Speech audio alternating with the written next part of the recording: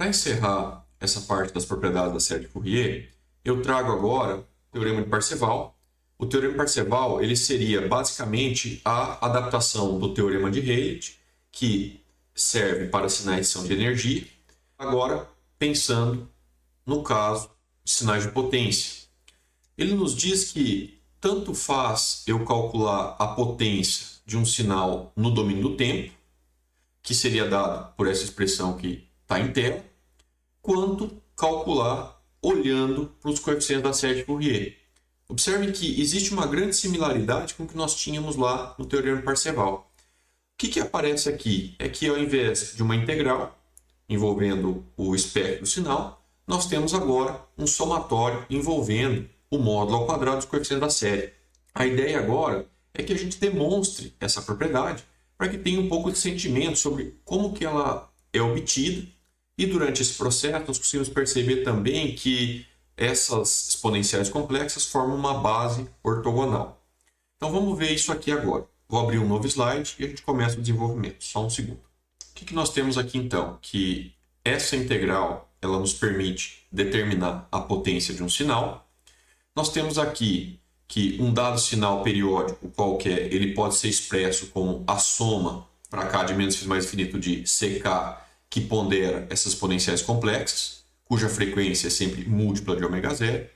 E a ideia seria determinar a potência pensando nos coeficientes. Como que nós poderíamos fazer isso, então?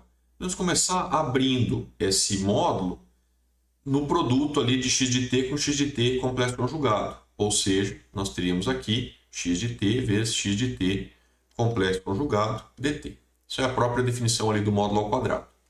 Em seguida, nós poderíamos agora pensar em substituir o x de t nessa expressão e também nessa outra expressão. O que nós temos então? Nós temos 1 sobre t0, a integral envolvendo t0, do somatório de k de menos infinito a mais infinito, de c de k, e mais jk ômega 0t, vezes agora o complexo conjugado desse somatório. O que eu tenho que fazer aqui só? Eu vou realizar esse somatório em uma variável diferente, ou seja, variável L. Por que isso? Porque se nós observarmos, nós estamos fazendo o produto cruzado de todos os termos com todos os termos. E para que isso ocorra, eu preciso usar índices diferentes nesses dois somatórios, tal que o que acaba ocorrendo é o produto de todo mundo com todo mundo no outro.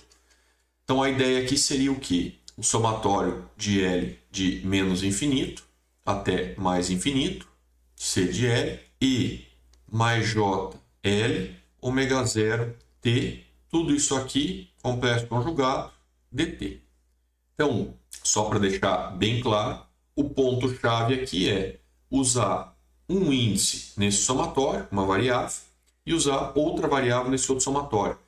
De tal forma que quando eu faço o produto de C de menos 1, C de 0, C de 1 até infinito, com esses mesmos termos, mais o complexo conjugado, eu produzo efetivamente o produto desse termo com todos os outros ali, produzo o produto desse termo com todos eles aqui, e não simplesmente o produto dele com ele mesmo.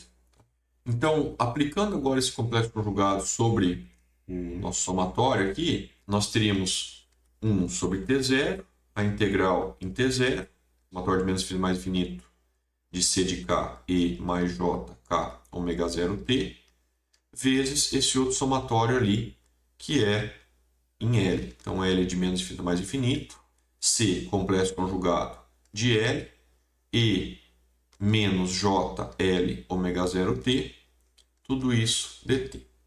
Aí, como nós estamos usando já esses dois índices diferentes, isso vai produzir o produto cruzado de todos os termos com todos os termos, eu também agora poderia reescrever isso pensando no seguinte, pensando em agrupar esses dois somatórios, ou seja, esse com esse aqui, e ainda por cima colocar isso em evidência, afinal de contas, a integral é um operador linear sobre a soma.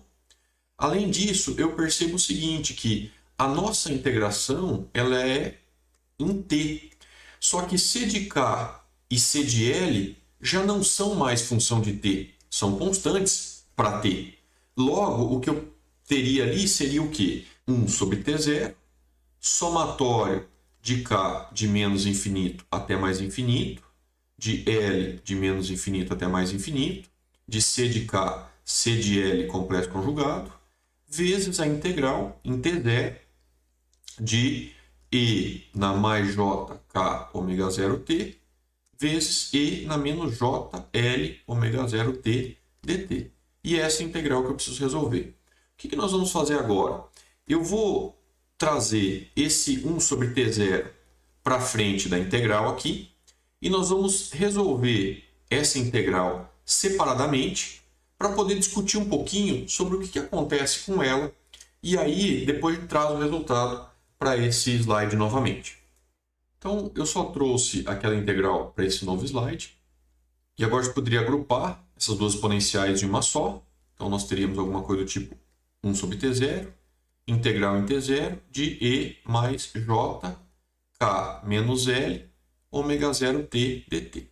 Essa integral, nós já conhecemos a solução, vamos assumir que ela converge, e a solução seria dada por 1 sobre t0, cai o que está aqui no expoente, que não é função de t, então ficaria 1 sobre J, K menos L, ômega 0, vezes o próprio exponencial E mais J, K menos L, ômega 0t. E aí eu avalio isso para menos t0 sobre 2 até t0 sobre 2, ou seja, dentro do período desse meu sinal.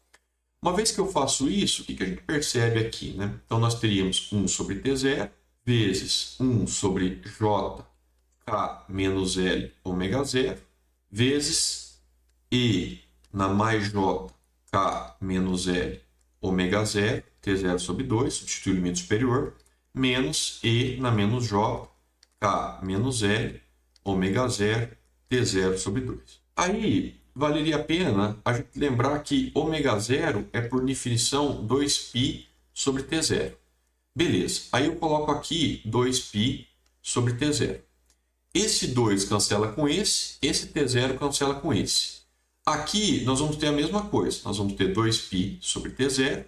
Esse 2 vai cancelar com esse T0 vai cancelar com esse. Perfeito. Aqui nós temos a mesma coisa, 2π sobre t0. Esse t0 vai cancelar com esse, vai sobrar ali o nosso 2π. Isso produziria alguma coisa como 1 sobre k menos l π, que multiplica e na j k menos l π, menos e menos j k menos l π. Tudo isso dividido por 2j. Esse 2j eu extraí desse 2 e desse j que estavam aqui, eu simplesmente passei dividindo ali, né? E aí eu percebo que esse termo entre colchetes se assemelha muito com seno, ou seja, eu poderia reescrever tudo isso aqui como sendo o seno de k menos l π. Uma vez que eu tenho em cima aqui o seno, ficaria seno de k menos l π sobre k menos l π. Isso é, por definição, a função sinc. Ou seja, eu teria aqui, então, que o resultado ele seria alguma coisa como sinc de k menos l vezes π. E aí, seria interessante nós observarmos dois casos distintos aqui. O primeiro, quando k é igual a L, e o segundo, quando k ele é diferente de L. O que eu produzo com esse sinc? Vamos olhar. Se eu faço k igual a L, quer dizer que esse argumento aqui ele vai ser zero, então eu teria sinc de zero. Nós sabemos já do capítulo anterior que sinc de zero é 1. Quando eu tenho k diferente de L, o que acontece é que isso aqui vai ser um número inteiro, diferente de zero, vezes π. Ou seja, sinc de π, 2π, 3π, 4π e assim por diante. E isso vai sempre resultar em zero. E o que nós conseguimos extrair, portanto, desse resultado que nós obtivemos, né? Essa integral aqui, ela está calculando a correlação entre duas exponenciais complexas. Essas exponenciais complexas, uma tem frequência k ômega 0 e a outra L ômega 0. Se essas frequências são iguais, ou seja, se o k é igual a L, a correlação entre essas duas funções base, ela é máxima, porque as duas exponenciais teriam o mesmo comportamento. Por outro lado, Quando K é diferente de L, essa integral nos dá como solução zero. Isso quer dizer o quê? Quer dizer que a correlação entre duas exponenciais complexas de frequências distintas é zero. E a conclusão aqui, portanto, é que exponenciais complexas formam uma base ortogonal que permite representar aquele dado sinal periódico usando uma representação mínima, ou seja, usando o menor número de componentes possíveis. Afinal de contas, cada exponencial complexa tem o seu papel na síntese daquele sinal. Aquele papel não pode ser feito por outra exponencial naquele somatório. Agora, qual que seria a ideia? Levar de volta esse resultado para o slide anterior e com isso a gente conseguiria pensar um pouquinho a respeito do efeito ali naquele somatório. Então eu vou colocar aqui que essa integral ela se reduz a sinc de k menos L π e a nossa conclusão aqui é que esse sinc vai ser 1 quando k for igual a L ou vai ser 0 quando k for diferente de L. Logo, nós temos o produto de todos os C de K com todos os C de L. Só que esse produto ele vai ser multiplicado por essa integral, ou seja, pelo resultado dessa integral. O que a gente consegue concluir aqui? Toda vez que eu estiver multiplicando um valor C de K por um valor C de L, onde o K e o L são diferentes, essa integral aqui vai acabar multiplicando por zero esse produto C de K, C de L. Por outro lado, quando o K e o L são iguais, essa integral aqui vai se reduzir a 1. Logo, o que vai aparecer ali é o produto de C de K com C de K, né? Dado que o K e o L têm que ser iguais. Portanto, toda essa expressão ela poderia ser reescrita ou simplificada para alguma coisa do tipo somatório de K, C de K complexo conjugado. Isso aqui é, por definição, o módulo ao quadrado. Ou seja, eu tenho, portanto, que P de x vai ser o somatório de K de menos infinito até mais infinito do módulo de C de K ao quadrado. E com isso, nós demonstramos que tanto faz eu calcular a potência do sinal usando aquela integral, tal como nós definimos no capítulo 1, ou calcular a potência do sinal olhando agora para os coeficientes da série de Fourier, ou seja, determinando o módulo ao quadrado de cada coeficiente e realizando a soma desses coeficientes. Então é isso que o Teorema de Parseval nos mostra.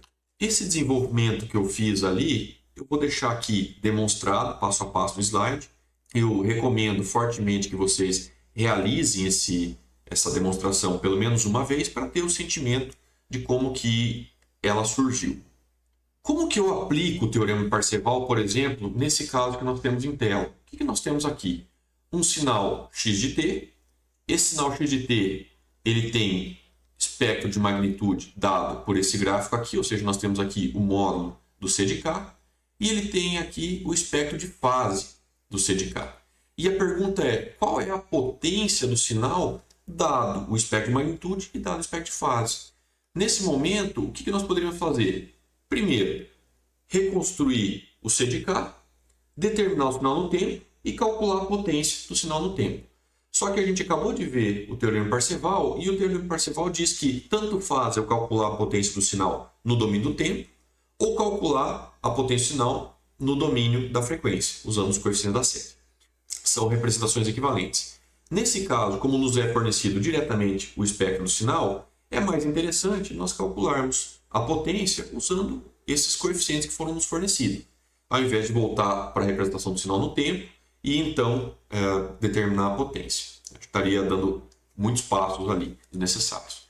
Então, o que nós temos aqui? Nós temos que a potência do sinal ela é dada pelo Teorema de Parseval como somatório de K de menos infinito mais infinito do módulo de C de K ao quadrado.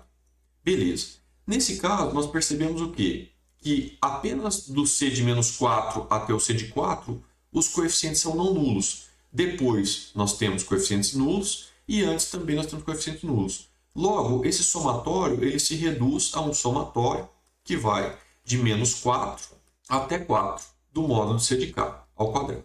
Nesse intervalo de menos 4 a 4, o módulo de C de K ele vale 1.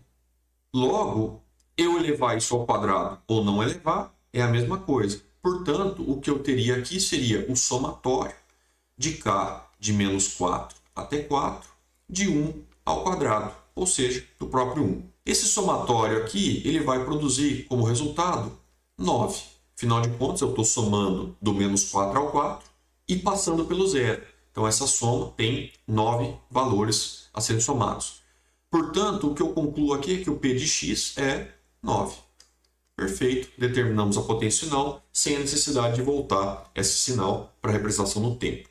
Isso deixa claro que muitas vezes é mais fácil determinar os coeficientes da série e, então, a partir dos coeficientes da série, determinar a potência, do que, a partir daquela representação do domínio do tempo, calcular aquela integral envolvendo cossenos e senos para, então, por exemplo, determinar qual seria a potência.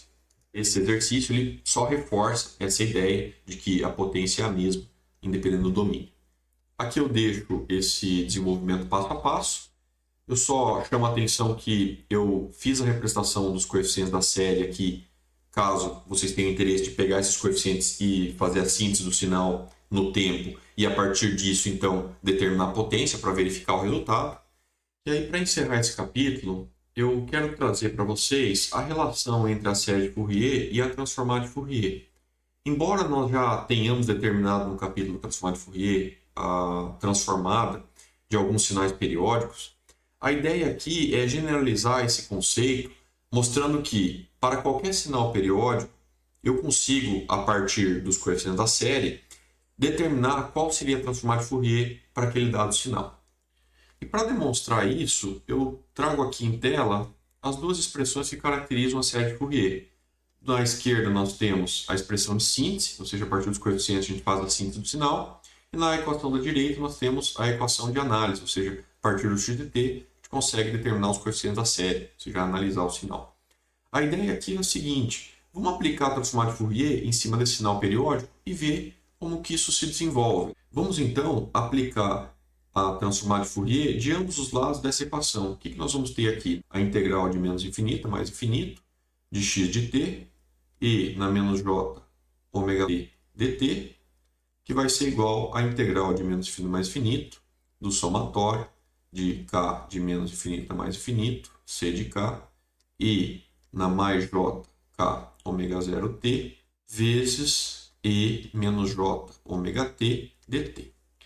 Isso aqui, do lado esquerdo, é por definição o próprio x de ômega, ou seja, é a própria definição da transformada de Fourier de x de t. Logo, x de ômega vai ser igual ao que está do lado direito. O que nós temos também aqui? Né? Que uma integral está operando sobre um somatório de termos. Nós sabemos que a integral é um operador linear sobre a soma, então eu poderia comutar a integral com o somatório. Além disso, o c de k ele não é função de t, que é a variável de integração que nós temos aqui no lado direito. Logo, é uma constante, poderia também colocar em evidência. Teríamos então o somatório de k de menos infinito mais infinito, c de k, a integral de menos infinito mais infinito, de e mais j k ômega 0 t, vezes e menos j ômega t dt. Essas duas exponenciais nós podemos agrupar, e isso produziria alguma coisa como somatório de k de menos infinito a mais infinito, de c de k, a integral de menos infinito a mais infinito, e menos j ômega menos k ômega 0 t dt. Essa integral ela já nos é conhecida de outros momentos. Nós derivamos ela no capítulo anterior, né, no capítulo transformado de Fourier. O que a gente conseguiu obter lá? Nós conseguimos algo assim, ó, a integral de menos infinito mais infinito de e menos j ômega t dt tem como transformado 2π delta de ômega. Nesse caso, o que a gente percebe? Que aqui é ômega, aqui também. Por outro lado, na nossa expressão nós temos ômega menos k ômega 0. Portanto, o resultado dessa integral aqui seria 2π delta de ômega menos k ômega 0. Com isso, eu consigo reduzir essa expressão a alguma coisa como x de ômega é igual a 2π somatório de k de menos infinito até mais infinito, c de k, delta de ômega menos k ômega 0. E com isso, o que nós percebemos aqui? Né?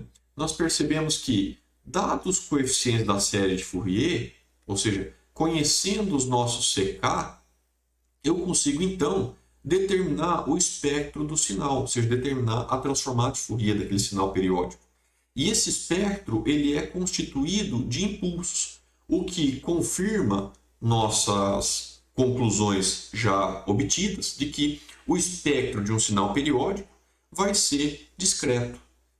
Isso é evidente, por exemplo, quando a gente relembra do caso do cosseno. Nós tínhamos um cosseno no tempo, no caso do transformado de Fourier, cosseno de ômega 0t, e na frequência isso virava π delta de ômega mais ômega 0 mais delta de ômega menos ômega 0. Então, basicamente, o que nós tínhamos? No tempo era um sinal periódico, na frequência nós tínhamos dois impulsos para caracterizar aquele sinal periódico. Aqui nós generalizamos, ou seja, para qualquer sinal periódico, o espectro do sinal, que é o meu x de ômega, ele vai ser discreto, como a gente pode enxergar, e cada impulso desses que acontece na frequência vai ser ponderado pelo meu coeficiente CK. Lógico que nem todo coeficiente CK ele vai ser não nulo. Então, cabe agora o que? Tem um sinal periódico, determino os coeficientes da série, a partir dos coeficientes da série substituo na expressão, consigo determinar a transformada de Fourier desse sinal periódico. Aqui eu deixo o passo a passo seguido para esse desenvolvimento e trago nesse slide as principais conclusões. Por exemplo, um sinal x de t periódico pode ser representado através da série de Fourier usando essa equação aqui, ou seja, a equação de síntese. Uma vez que eu conheço os coeficientes da série, basta substituir os coeficientes da série nesse somatório, resolver o somatório, eu tenho a representação matemática do meu x de t. Esse sinal periódico ele vai ter como transformada de Fourier essa expressão aqui, ou seja, 2π somatório de menos φ mais infinito de CK delta de ômega menos K ômega 0. E essa expressão nos confirma que o espectro de um sinal periódico é discreto, ele é não nulo apenas em múltiplos inteiros de ômega 0, ou seja, a frequência fundamental do meu sinal, e cada componente tem área 2π C de K. Então, com essa expressão final, essa expressão que está destacada na caixa, nós estabelecemos uma relação entre os coeficientes da série e a transformada de Fourier daquele sinal. Aqui eu trago um exemplo para a gente verificar esse conceito. E a pergunta que nos é dada aqui é qual é a transformada de Fourier desse sinal que nós temos em tela, ou seja, de 1 mais cosseno de ômega 0t mais π sobre 4. A ideia aqui é obter essa representação a partir dos coeficientes da série de Fourier, embora a transformada de Fourier já tenha nos dado todo o ferramental para determinar esse caso. Eu só trouxe esse exemplo para que a gente possa entender o raciocínio.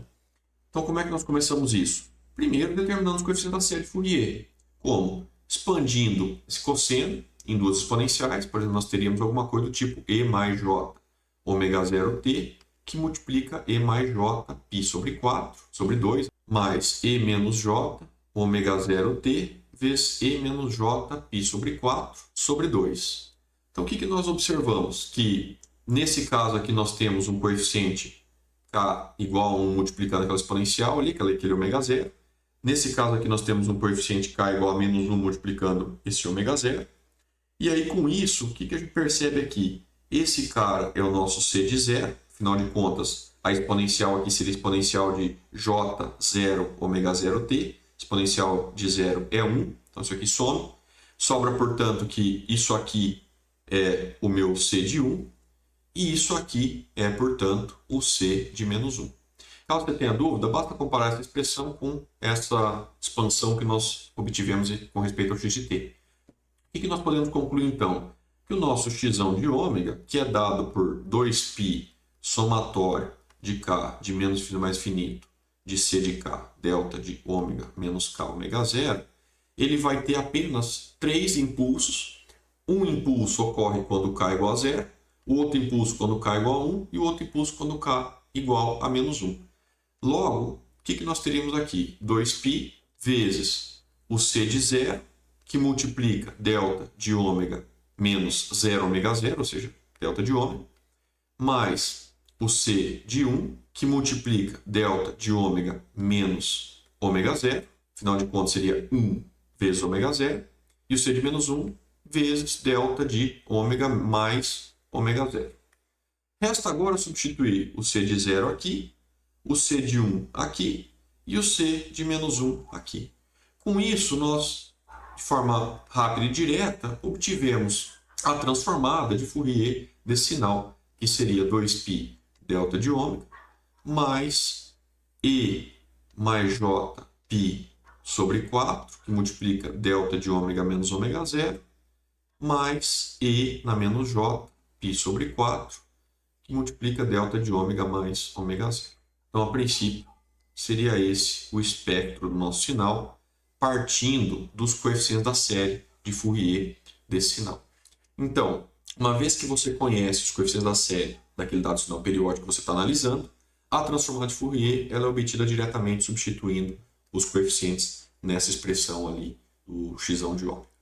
Eu deixo aqui o desenvolvimento passo a passo, caso vocês queiram conferir. Aqui eu trago um outro exemplo. Esse exemplo envolve um trem de impulsos, ou seja, é um sinal periódico. E esse sinal periódico é composto por impulsos, e esses impulsos ocorrem em múltiplos de t0, ou seja, 0, t0, 2t0, 3t0 e assim sucessivamente. Esse trem de impulso ele caracteriza a função de amostragem ideal, que é o assunto que nós vamos tratar no próximo capítulo, inclusive. Nós vamos usar esse conhecimento aqui. A ideia, nesse exemplo que está em tela, é determinar a transformada de Fourier desse sinal composto por impulsos. Como que nós faríamos isso? Basicamente, a primeira etapa seria determinar quais são os coeficientes da série desse sinal. Então, nós teríamos que C de K é dado por 1 sobre T0, integral em T0, x de t, e menos jk ômega 0t dt. Nós sabemos que dentro de um período, por exemplo, se nós pensarmos aqui em menos t0 sobre 2 até t0 sobre 2, um período vai conter apenas um impulso. Logo, esse meu x de t poderia virar delta de t. Então, eu teria, portanto, 1 sobre t0, a integral de menos t0 sobre 2 até t0 sobre 2, de delta de t, e menos jk ômega 0t dt. Esse impulso ele é não nulo para t igual a zero. Logo, basta eu avaliar essa função aqui para t igual a zero. Exponencial de zero é 1. A integral do impulso também é 1. Portanto, eu concluo que o meu c de k aqui ele vai ser igual a 1 sobre t0. E isso vale para todo k. Afinal de contas, nós não precisamos fazer nenhuma restrição sobre o k para determinar o c de k. Basta agora substituir esse c de k na nossa expressão que define o espectro do sinal a partir dos coeficientes da série de Fourier, que é dado por 2π, somatório de menos infinito mais infinito, de c de k, delta de ômega menos k ômega zero. O c de k está aqui, então seria 1 sobre t0, é uma constante, posso colocar em evidência. O que nós temos então seria que o x de ômega é ômega zero, ou seja, 2π sobre t0, vezes o somatório de menos infinito mais infinito de delta de ômega menos k ômega zero. O que nós concluímos aqui? Basicamente, um trem de impulsos no domínio do tempo tem espectro composto apenas por impulso, e esses impulsos ocorrem em múltiplos de ômega zero. Aqui eu deixo o desenvolvimento, caso vocês queiram conferir, e aqui eu trago a ilustração gráfica disso. Então, nós temos aqui a representação do nosso sinal no tempo, esse é o nosso x de t, e aqui eu tenho a representação dele na frequência, ou seja, o que eu percebo? Que um trem de impulsos no tempo também vira um trem de impulsos na frequência.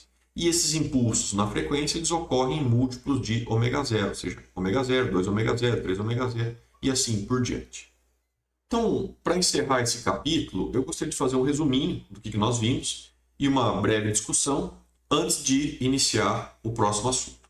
Nós vimos que existem diferentes formulações na literatura para a série de Fourier.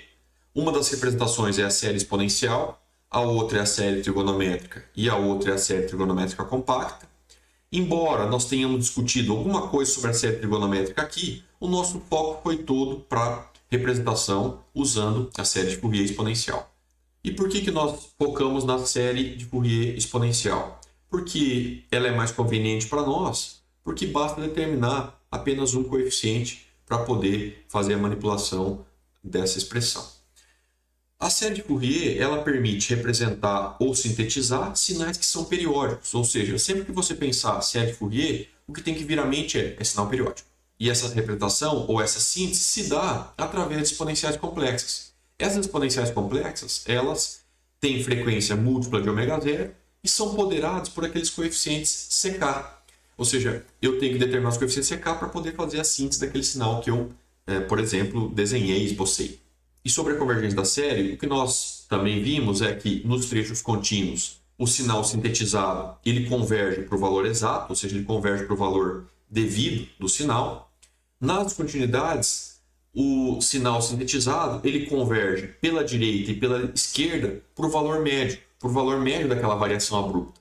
Além disso, nós também vimos que em torno das descontinuidades, a série de Fourier apresenta um sobresinal e um subsinal de mais ou menos 9%. E esse fenômeno ele não pode ser mitigado mesmo que eu aumente a quantidade de termos na síntese daquele sinal. Esse fenômeno ele é denominado fenômeno de Gibbs porque foi o Gibbs que demonstrou a existência dele. E esse fenômeno ele ocorre única e exclusivamente em sinais que têm variações abruptas ou descontinuidades. Com respeito ao número de termos necessário para fazer a síntese daquele sinal ou para representar aquele sinal, o que nós também percebemos? Que sinais que têm variações suaves, eles requerem um pequeno número de termos para fazer a síntese do sinal. Por outro lado, quando eu tenho sinais que têm descontinuidades ou variações abruptas, para modelar apropriadamente essas descontinuidades, ou seja, para modelar da melhor forma possível, eu preciso de um número elevado de termos para fazer a síntese daqueles trechos. Obviamente que, mesmo que eu aumente esse número de termos, eu não consigo suprimir o efeito do fenômeno de Gibbs. Através da série de Fourier, nós verificamos também que sinais periódicos possuem um espectro discreto, ou seja, se o sinal é periódico, o espectro do sinal é uma função discreta. Esse espectro ele é definido apenas em múltiplos de ω0, ou seja, ω0, 2ω0, 3ω0. A área desse impulso caracteriza a magnitude da késima componente do espectro do sinal. E nós também mostramos, dentro da derivação do teorema de Parseval, que exponenciais complexas elas compõem uma base ortogonal. Por quê? Porque sempre que eu calculo a correlação entre duas exponenciais complexas de frequências distintas, ou seja, kω0 e Lω0, essa correlação ela é zero. Ou seja, eu estou formando ali uma base ortogonal. O que uma dessas exponenciais complexas vai modelar naquele sinal que eu estou tentando sintetizar não aparece, ou seja, não é feito por nenhuma outra exponencial dentro daquela base. Então essa é uma outra observação interessante que nós poderíamos extrair do que nós vimos até aqui. Para encerrar então esse capítulo, que envolveu aí a série de Fourier, eu sugiro a leitura da página 484, um resuminho, um compilado das ideias discutidas. Eu também pediria que vocês desenvolvessem os exercícios da quinta lista de exercícios, também já se encontra disponível no GitHub. O link está na descrição do vídeo, é só pegar ali junto com os slides de aula. E, assim que terminar, iniciem a leitura do capítulo 8. O capítulo 8 ele trata do processo de amostragem, ou seja, no capítulo 8 nós vamos realizar essa passagem do domínio do tempo contínuo para o domínio do tempo discreto. É um capítulo bastante interessante e traz bastante luz sobre os processos que são envolvidos na digitalização de um sinal. Eu também pediria que vocês deixassem um like nesse vídeo e nos outros, se inscrevessem no canal e compartilhem também esse material com algum colega que possa se beneficiar do que nós estamos discutindo aqui. Agradeço a sua atenção, peço desculpa por qualquer transtorno e nos vemos no próximo vídeo. Um abraço.